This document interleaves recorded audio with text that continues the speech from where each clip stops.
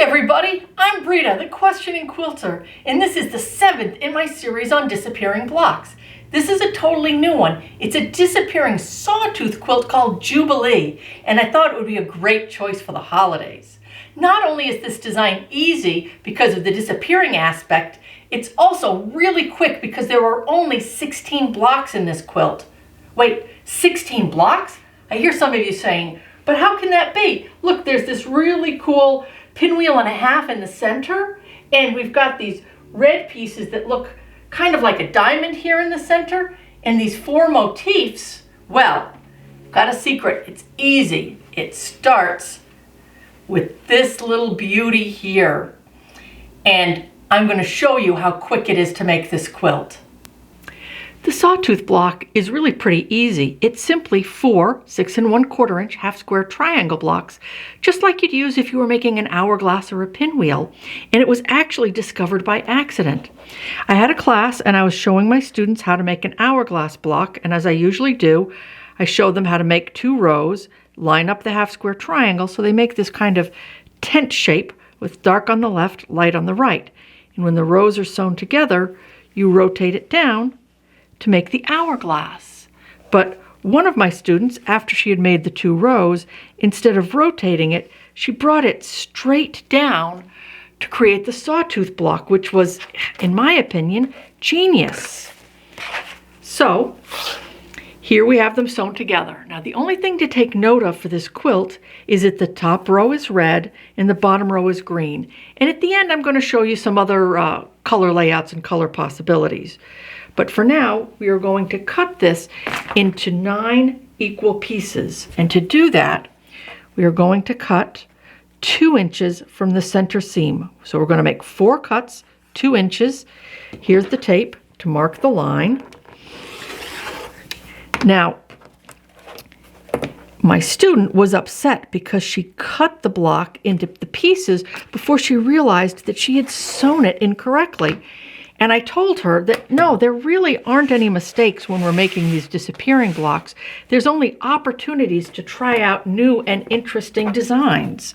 So, Linda, this quilt is dedicated to you for this design and all of the other really interesting layouts that I can get from cutting up and rearranging a sawtooth block.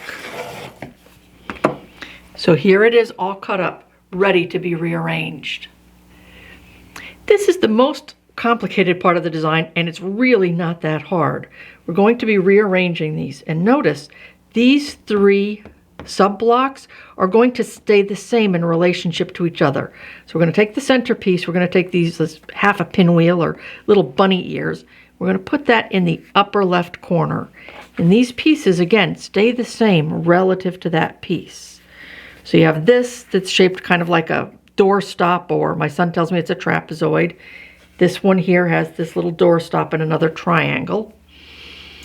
So we're going to take this green rectangle that has the triangle here. We're going to match up the triangle. So these 2 triangles are together. We're going to take this green rectangle and we're going to put it here.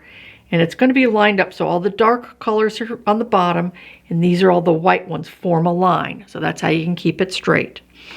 Now we're going to take these green half square triangles and we're going to line them up here. So we've got a green line, these green. Apparently this is also a trapezoid. Didn't know you were getting a geometry lesson here. Again, the green is attached, straight line, angle down. Now we just have these 2 large blocks with the little corners. We're going to take the white one up here. So the white forms that, so it makes this little arrowhead. This corner is pointed down. And the last one, we're also going to line it up so it's pointed down. Okay, now you're going to say, oh, that seems like so much work. But once you get one of these laid out, then every time you make a new block, all you have to do is set them on top of each other and you're all done. And in case you're wondering, all this is a piece of foam board that I put some leftover flannel on top of it. Ta-da! And you could use cardboard, poster board, a large ruler that you have left over, anything. it makes it nice to just stack these up, and then this whole tray goes over to the sewing machine. So once you have all 16 of these blocks made, putting them together is a cinch. We're just going to take 4 of these blocks and turn them into what I call a motif. Now, to make this motif, you're going to put this red block with the white triangle to the center. So you see how easy it is? We're just rotating each of these blocks to keep the red to the center. And once you have 4 of them in place, you'll see the center looks, I don't know, a little bit like a stylized flower with the green leaves coming around it. Now then, all we have to do is add 3 more of these motifs. The bottom, the right, the left. And as we put them together, you'll notice that here in the center, we're starting to form kind of a multi-pinwheel. So here's this. It'll look better once it's sewn together. Get the 4 motifs up. And you see how easy this is. Now we just sew the 4 motifs together. And just like that, you have a beautiful wall hanging or baby blanket. Now I have some mock-ups with different colors and arrangements, but first I wanted to ask you a question. Thanks to everybody who made a suggestion for the name of this block. I narrowed it down to 2 names. Thank you, Janet, for Sawtooth and the tree block. Now I picked Sawtooth, but once I started filming 2 weeks ago, people started coming out of the woodwork insisting that this be called a tree block. So once and for all, I'm asking you to vote in the comments below, Sawtooth or tree. I have much more of these designs, so I need to finalize a name. Now, in the beginning, I told you to make sure that the top row of the block was red and the bottom was green. Well, here's what the quilt would look like if you switched and made the top row green and the bottom row red. Notice that the center is green and the outside pieces, the leaves, are red. More interestingly, if you switched the light and dark triangles in the original block, so here's the original, here's what I call a negative image, where the lights and darks are reversed. So if you cut these up and rearrange them, this is what we end up. Here's the original one, and here's the negative image. Now, here's where you can pause the video to see how I arranged the sub-blocks to get this design. And this is what the quilt would look like. Pretty nice, right?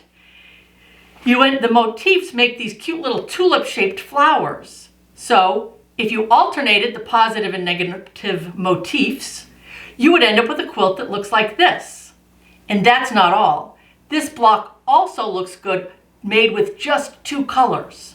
Now I chose blue and white, but you could do any colors. I have a friend who suggested purple and yellow for the Queen's Platinum Jubilee. And just as before, here's the negative version. And here's a version with negative and positive motifs.